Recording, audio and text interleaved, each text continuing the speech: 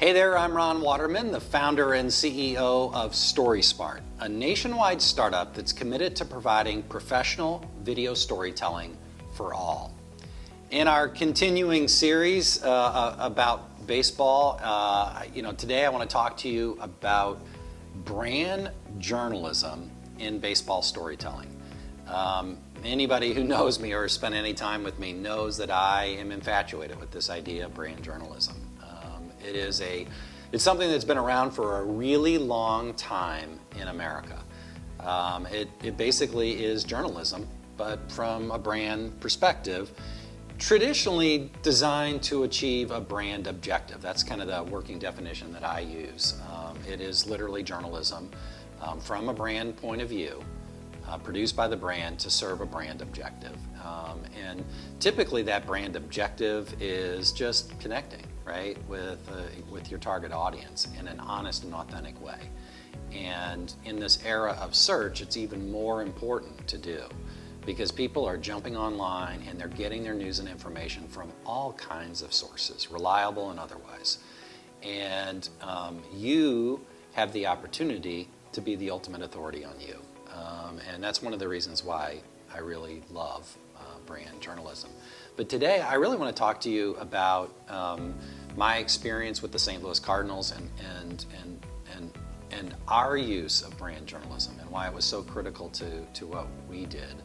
And it really was the intellectual framework that I used in developing and trying to codify our strategy as it relates to social media. A little bit of my quick story, as some of you know, I started with the St. Louis Cardinals on 9/11. I was hired to coordinate the lobbying effort to get the ballpark built. I was hired by the team president. I ended up wearing a lot of different hats over the years. I was the in-house counsel on the Mitchell investigation into steroids in baseball. I helped, we ended up privately financing the ballpark, and we ended up creating what now is Cardinal Authentics, which is their sports memorabilia business. Did a lot of different things along the way, but really the big, career changer for me, in addition to some of that stuff, was the opportunity to move over to baseball operations in late 2009 after we had hosted the All-Star game, and to build out our business communications. And when that happened, candidly, I was a fish out of water. I was probably a fish out of water the entire time I was there, truth be told, but I certainly was when I first moved over. And I'll never forget when the GM and the president came to me and said, "Hey, we want you to move over." The first thing I did is I stopped at the bookstore to try to find a book about how to score a baseball game, because I knew that the media relations team, they had all come up through the sports information side of things. And they were very adept at keeping score. And they would sit in the press box, they would issue credentials, they would put out a media guide, and they would keep score at a baseball game. And I had no idea how to do that because my dad died when I was a boy, and I went to a handful of baseball games as a kid. And I did try to keep score, but it wasn't up to the par of a professional person sitting in a press box. But anyway, that gives you a sense of my headspace. I quickly decided to focus on all the things that we weren't doing. I was put there for a reason. We were spending six figures with an outside PR firm, but didn't have a lot to show for it. We really had no business infrastructure as it related to trying to tell the story of the team from a business perspective. So I really focused on trying to do that. And to try to service those journalists that were not baseball writers. I mean, we had sort of an implicit bias, or an explicit bias, honestly, for BBWA members. So if you were a baseball writer of America, you were at the elite gold card level, and then there was everybody else. And that included even the people that may have run the sports department at a local TV station, or the general news reporter. So I tried to focus on really trying to help those folks. And then while all that stuff was happening, you had social media coming along, and we had this weird dynamic where Major League Baseball actually owned the interactive rights of the team, but they wanted to give the teams more and more control.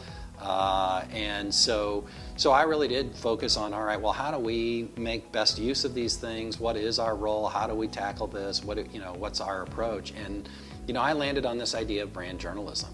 It certainly was not my idea. I did some research online. I knew that Coke and McDonald's were sort of, and Home Depot were all on the sort of cutting edge of it. And the idea is simply this: it's to own your story and to tell your story and to do it in an honest way in the tradition of American journalism. And the Cardinals were already doing that. They had been publishing a magazine by the time I moved over to baseball operations, I want to say it was in close to 20 years. Where they were producing the magazine. And I grew up Catholic in St. Louis, and we got the review sent to our house. That's certainly brand journalism. Jewish families here in St. Louis get the Jewish Light. We used to get AAA magazine, when we were members of AAA when I was growing up, and when we would get the triptychs and all that stuff. Those are all examples of brand journalism. And the oldest example I can think of is The Furrow, which was produced by John Deere. And the idea behind The Furrow was to educate farmers. The goal was to get them to buy John Deere tractors and equipment, right? And then to make best use of it, right? And so the idea with The Furrow was to tell stories and to connect. It's that basic concept that we applied to what we were doing at the Cardinals. And early on, that meant our brand journalism was simply, all right, if you follow us on Twitter, all of the journalists that followed the team followed us on Twitter. We wanted to get more and more fans to follow us on Twitter because we knew we could communicate directly with the fans, sometimes unfiltered by the journalists, right, that are covering the team, because they would put their own spin on things.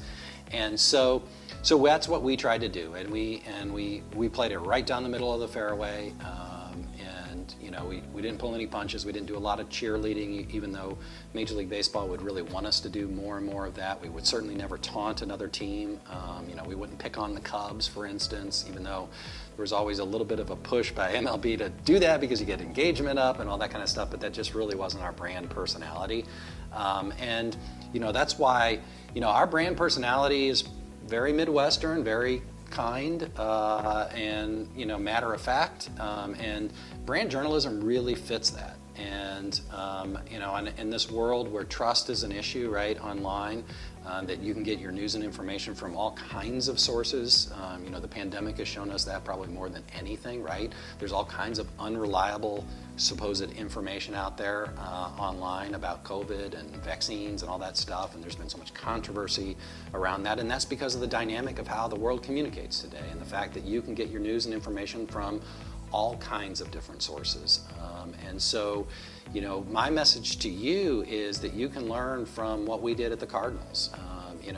For us, it started very small, right, with us managing our social platforms.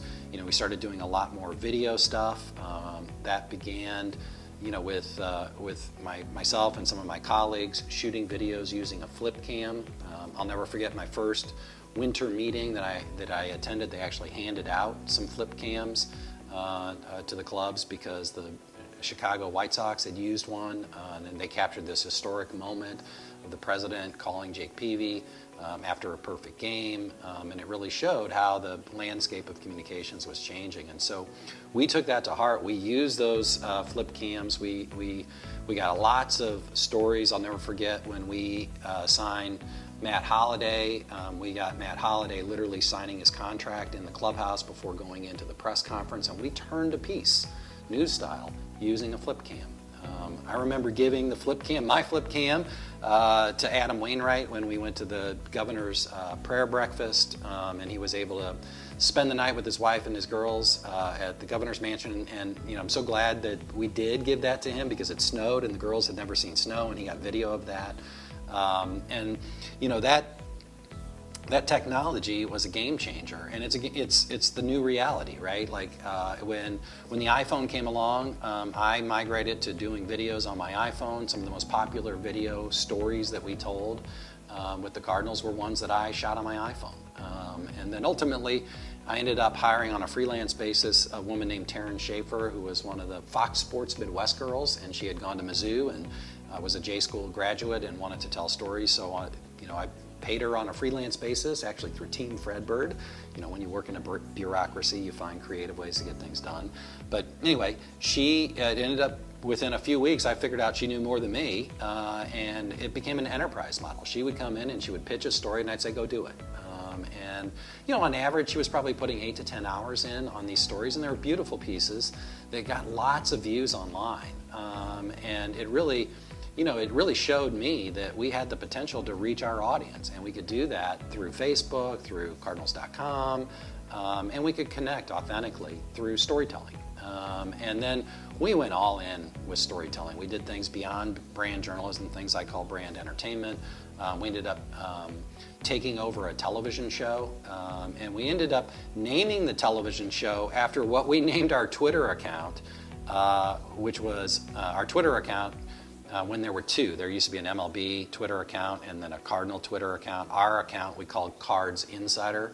And we did a big press release and told fans that they were going to get inside access to the team that they loved from people that work in the front office. We wanted to distinguish ourselves from the folks in New York that were also managing a Twitter account. And we conveyed that message by calling our Twitter account Cards Insider. You know, so when we took over a television show on the NBC affiliate, we rebranded it. It was Cardinal Nation. We rebranded it to Cardinals Insider. You know, the first season, a woman named Lindsay Weber did a wonderful job as the host of the show. The second season, we ended up recruiting Ozzie Smith to host the show. I know when I left, it was on 18 over-the-air television stations and Fox Sports Midwest, now Bally's. And the show is still on. And you know, it's a wonderful example of responsible brand journalism. It's telling the story of the team in an honest and authentic way, and in an entertaining way, I would add, that you know, really is the hallmark of good brand journalism. And that lesson, that idea that you could tell your own story, and you could do it, you know, following what I call a brand journalism model, which is simply this: tell an honest story. Give us the who, what, where, when, why, and how of what's going on. Share that story. It's that simple. You can do it. I hope you found this helpful, and until next time, stay story smart.